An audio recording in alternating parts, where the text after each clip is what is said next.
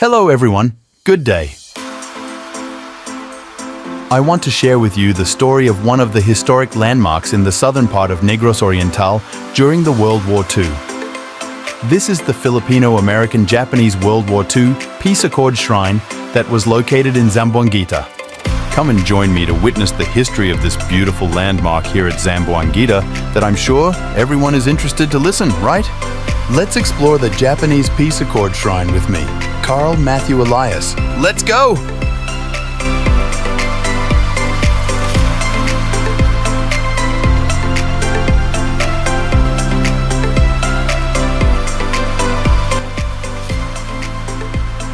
Did you know that one of the best landmarks of Zamboanguita is the Japanese Peace Accord Shrine? Because this is the Tower of Peace of the province during the World War II, since it is the place where the Japanese surrendered from being a colonizer. This shrine tells different historical events that can reminisce by our veterans. Every September, Zamboanguitans celebrated the annual celebration of Filipino, Americans, and Japanese Peace Accord here at the shrine. Veterans, municipal officials, and people who experienced the cruelty of the Japanese way back here attended this celebration to remember the heroism of the Filipinos veterans. This shrine was located near at Guinsuan Bridge.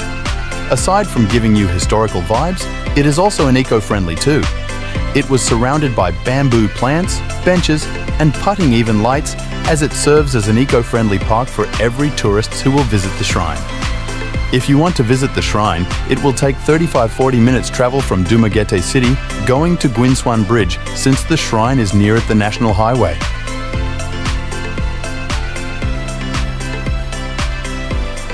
If you will go to Bayawan City or Dumaguete City and you will pass the Guinsuan Bridge, you can see these signages that shows the name of Japanese Shrine. It will be your guide to visit and reminisce the history during the World War II happened in the province of Negros Oriental. This is the historical marker of Japanese Shrine. It tells the history of the peace accord between Filipinos, Americans, and Japanese. Days before the surrender of Japanese armies, they sent a contact man from Manila to the Americans in Dumaguete. They informed the Americans that they're going to surrender at Guinsuan Bridge at 9 a.m. The Japanese armies prepared to surrender at Americans because Filipino guerrillas might take a revenge on them. But during the surrender, the Filipino guerrillas were excluded at the area of surrender. On September 21, 1945, the Japanese forces under Colonel Satoshi Oye surrendered by handing over his samurai to the 503rd U.S. Airborne Division headed by Colonel F. Wilson over under coconut trees. The surrender took only around 30 minutes.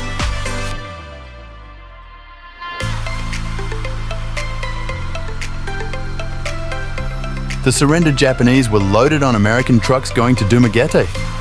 They were concentrated at the trade school building along Cervantes Street.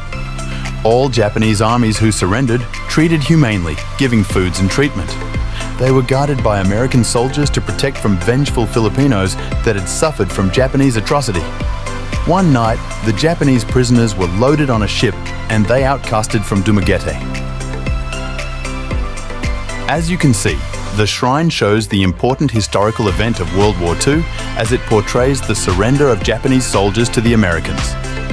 The shrine shows the statues of Colonel Satoshi Oye as he handed over his samurai sword to Colonel F. Wilson.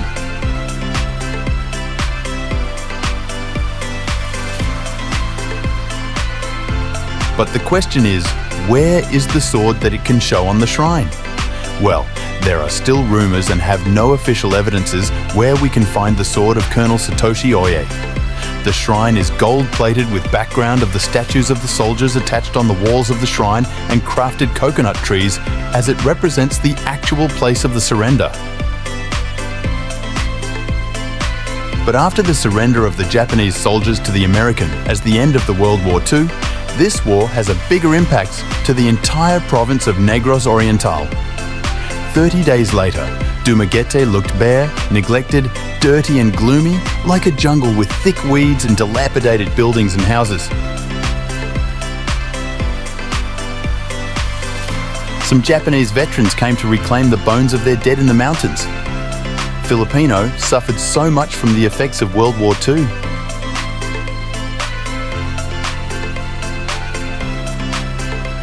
After the surrender, Liberation Days felt the people. The Filipino people celebrated peace and victory from the occupation of Japanese here at Negros Oriental. They experienced the peace that they wanted, and this is the start of a new life of every Negrosanos after the intense World War II.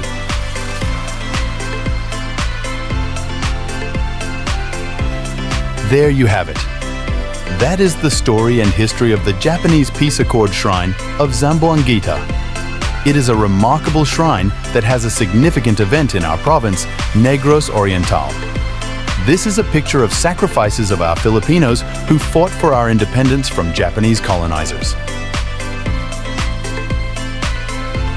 As the year goes by, preservation and protection of this wonders should be practiced, as the history will show on this shrine, and it only shows how the identity of the Filipinos as a protector of independence and peace of our country. Once again, this is Carl Matthew Elias, and this is the Japanese Peace Accord Shrine of Zamboanguita.